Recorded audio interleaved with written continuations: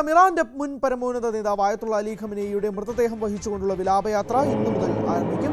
നാളെ ഖോമിലെത്തുന്ന മൃതദേഹം മറ്റന്നാൾ ഇറാഖിലെ പുണ്യസ്ഥലങ്ങളും വലം വയ്ക്കും. തുടർന്ന് ജൂലൈ 9-നാകും ഖമനേയിയുടെ ജന്മനാടായ മഷാദിൽ സംസ്കരിക്കുക. ചടങ്ങുകൾക്ക് ഇതുവരെ നിലവിലെ പരമോന്നത നേതാവ് മുജ്തബ ഖമനേയി എത്തിയിട്ടില്ല.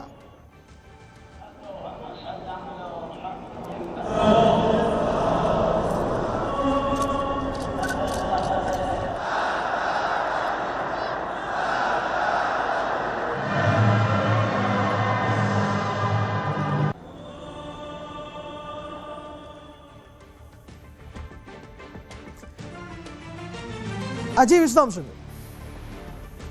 നിലവിൽ ഇറാന്റെ തെരുവുകളിൽ ആളുകൾ റോഡിന് ഇരുവശത്തും അണിനിരന്നുകൊണ്ടിരിക്കുകയാണ്.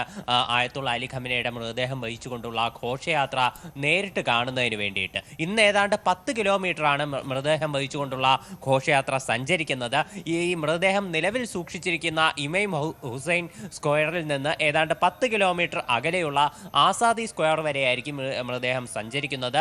നാളെയായിരിക്കും മൃതദേഹം ഖോമിലേക്ക് എത്തിക്കുന്നത്. അതിനുശേഷം ഖോമിൽ പൊതുദർശനം ഉണ്ടാകും. അതിനുശേഷം പിന്നീട് ഇറാഖിലേക്കായിരിക്കും മൃതദേഹത്തെ വഹിച്ചുകൊണ്ടുള്ള യാത്ര കൊണ്ടുപോവുക.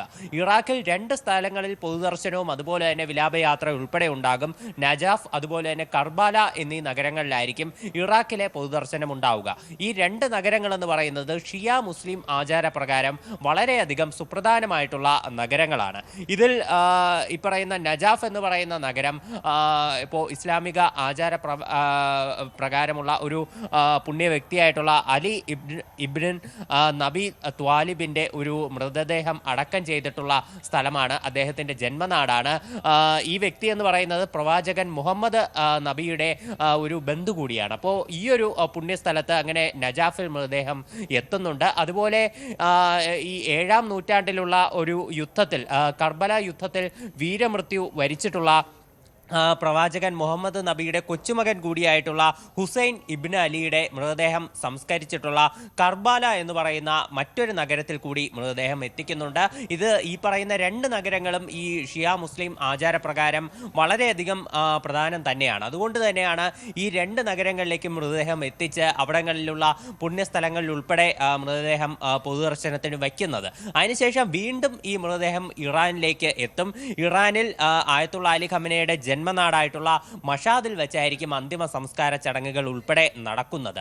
എന്നാൽ ഇപ്പോൾ നിലവിൽ ഇറാനിലെ പരമോന്നത നേതാവായിട്ടുള്ള മുജ്തബ ഖമനേയി ഈ ചടങ്ങുകൾക്ക് എത്തിയിട്ടില്ല.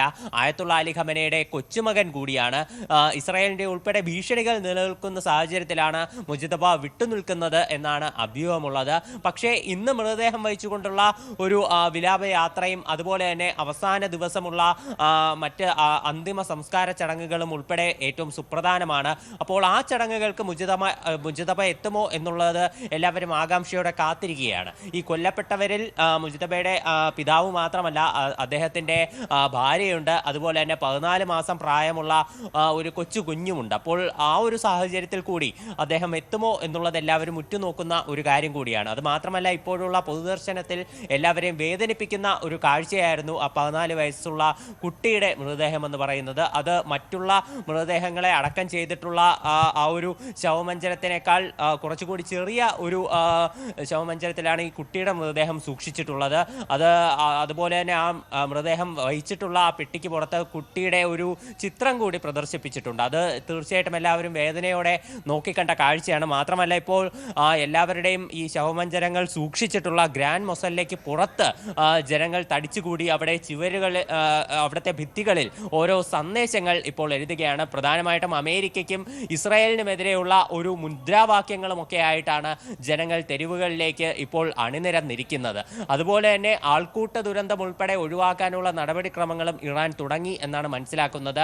ജനക്കൂട്ടം ഇപ്പോൾ കൂട്ടം കൂടി നിൽക്കുമ്പോൾ അതിൻ്റെതായിട്ടുള്ള കൺജഷൻസ് ഒക്കെ ഒഴിവാക്കാൻ വേണ്ടി ജനങ്ങൾക്കിടയിലേക്ക് വെള്ളം സ്പ്രേ ചെയ്യുന്നുണ്ട്. അത്യുഷ്ണം ഒഴിവാക്കാനും അതുപോലെ തന്നെ മറ്റ് തരത്തിലുള്ള സഫോക്കേഷൻസ്, ഒരു ഡീഹൈഡ്രേഷനൊക്കെ ഒഴിവാക്കാൻ വേണ്ടിയിട്ടാണ് ഇത്തരം നടപടികൾ തുടങ്ങിയിട്ടുള്ളത്. മുൻപുള്ള അനുഭവങ്ങളിൽ നിന്ന് പാഠം ഉൾക്കൊണ്ടാണ് ഇപ്പോൾ ഇത്തരമൊരു നീക്കം കൂടി ഇറാൻ നടത്തിയിട്ടുള്ളത്. ഇതിനിടെ ഇന്നലെ ഇപ്പോൾ ഇസ്രായേലിൻ്റെ പ്രധാനമന്ത്രിയായിട്ടുള്ള ബെഞ്ചമിൻ നെതന്യാഹുവും അതുപോലെ US പ്രസിഡന്റ് ഡൊണാൾഡ് ട്രംപും കൂടി ടെലഫോണിൽ സംസാരിച്ചിട്ടുണ്ട്. ഇരുവരും ഇനി വരുന്ന ആഴ്ച നേരിട്ട് കൂടിക്കാഴ്ച നടത്തും എന്നാണ് നെതന്യാഹു കഴിഞ്ഞ ദിവസം മാധ്യമങ്ങളെ കണ്ടപ്പോൾ അറിയിച്ചിട്ടുള്ളത്. അല്ല അജയ്, അതോടൊപ്പം തന്നെയാണല്ലോ ഇസ്രായേലിന്റെ ഭാഗത്ത് നിന്നുമുള്ള ആക്രമണം എന്ന് പറയുന്നത്. അപ്പോൾ ഈ ഒരു രീതിയിൽ എടുത്ത് നോക്കുമ്പോൾ ഇസ്രായേലിന്റെ ആക്രമണത്തെ എങ്ങനെ വിലയിരുത്തണം? പ്രത്യേകിച്ച് ഒരു സീസ് ഫയർ ഒക്കെ നിലനിൽക്കുന്ന ഒരു സാഹചര്യത്തിൽ ലെബനനെ ആക്രമിക്കുമ്പോൾ ഇസ്രായേലിലെ ലക്ഷ്യങ്ങൾ എന്തായിരിക്കും എന്നുള്ള സ്വാഭാവികമായ ചോദ്യം നിൽക്കുകയാണല്ലോ. ലെബനിലുള്ള ഹിസ്ബുള്ള ഗ്രൂപ്പിനെ തന്നെ ലക്ഷ്യമിട്ടുകൊണ്ടാണ് ഇസ്രായേൽ നിലവിലുള്ള ആക്രമണങ്ങൾ നടത്തുന്നത്. ഹിസ്ബുള്ളയുടെ ഒരു അന്ത്യം കാണാതെ തങ്ങളുടെ സൈനിക നടപടികൾ അവസാനിപ്പിക്കില്ല എന്ന് തന്നെയാണ് ഇസ്രായേൽ അറിയിച്ചിട്ടുള്ളത്. മാത്രമല്ല, അമേരിക്കയും ഇറാനും തമ്മിൽ ഒരു വെടിനിർത്തൽ കരാർ ഉണ്ടായപ്പോൾ ഇസ്രായേൽ അത് പാലിക്കും എന്നുള്ള രീതിയിലുള്ള അഭ്യൂഹങ്ങൾ ആദ്യഘട്ടത്തിൽ വന്നിരുന്നു. ആ സമയത്ത് തന്നെ വടക്കൻ ഇസ്രായേൽ കേന്ദ്രീകരിച്ച് ശക്തമായിട്ടുള്ള പ്രതിഷേധം ജനങ്ങളുടെ ഭാഗത്തു നിന്നുണ്ടാകുന്നതും കൂടി കാണാൻ സാധിച്ചു. അതായത് ഇപ്പോൾ ലെബനനിൽ നിന്ന് പ്രധാനമായിട്ടും ഹിസ്ബുള്ളയുടെ ഭാഗത്തു നിന്നുള്ള ആക്രമണങ്ങൾ കൂടുതലായിട്ട് ബാധിച്ചിട്ടുള്ളത് വടക്കൻ ഇസ്രായേൽ മേഖലയാണ്. അതുകൊണ്ട് തന്നെ അവിടുത്തെ ജനങ്ങൾ വളരെയധികം ക്ഷുഭിതരാണ്. ലെബനനെതിരെ ആരംഭിച്ച സൈനിക നടപടികൾ പൂർത്തിയാക്കണം എന്നുള്ളതാണ് അവിടെ ഭൂരിഭാഗം പേരുടെയും ഒരു ആവശ്യമായിട്ട് പല മാധ്യമ റിപ്പോർട്ടുകളും പുറത്തു വന്നിട്ടുള്ളത്. അതുപോലെ ഇസ്രായേലിൽ ഇപ്പോൾ ഈ വർഷം പൊതു തെരഞ്ഞെടുപ്പ് നടക്കാനിരിക്കുകയാണ്.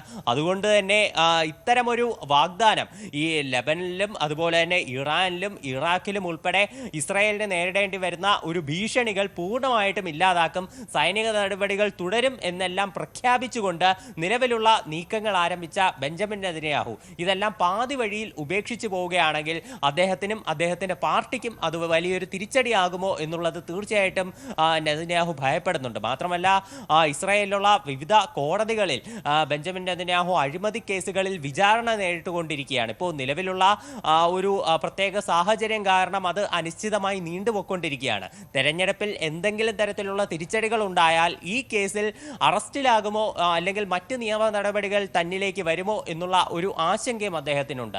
അപ്പോൾ ഇത്തരം രാഷ്ട്രീയ സാഹചര്യങ്ങൾ കൂടിക്കൊണ്ടാണ് ഇസ്രായേൽ ഈ സൈനിക നടപടികൾ ഇപ്പോഴും തുടർന്നുകൊണ്ടിരിക്കുന്നത്. ശരി, വ്യക്തമാണ്. അജയാണ് വിശദാംശങ്ങൾ നൽകിയത്. മുസ്തഫ അലി ഖമനി ഇപ്പോഴും ചടങ്ങിൽ പങ്കെടുക്കുന്നില്ല എന്നുള്ളത് പ്രധാനപ്പെട്ട ഒരു കാര്യമാണ്. എന്തായാലും ആയത്തുള്ള അലി ഖമനിയുടെ ചടങ്ങുകൾ പുരോഗമിക്കുകയാണ്.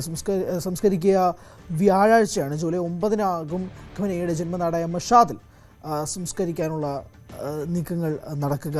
അതിനിടയിലാണ് ഇസ്രായേലിൻ്റെ ആക്രമണവും ലെബനനിൽ നടക്കുന്ന ഒരു സാഹചര്യം ഉണ്ടാകുന്നത്. വിലാപയാത്ര ഇന്ന് ആരംഭിക്കും. 9-ാം തീയതി മഷാദിൽ ആയത്തുള്ള അലി ഖമനിയുടെ മൃതദേഹം സംസ്കരിക്കും.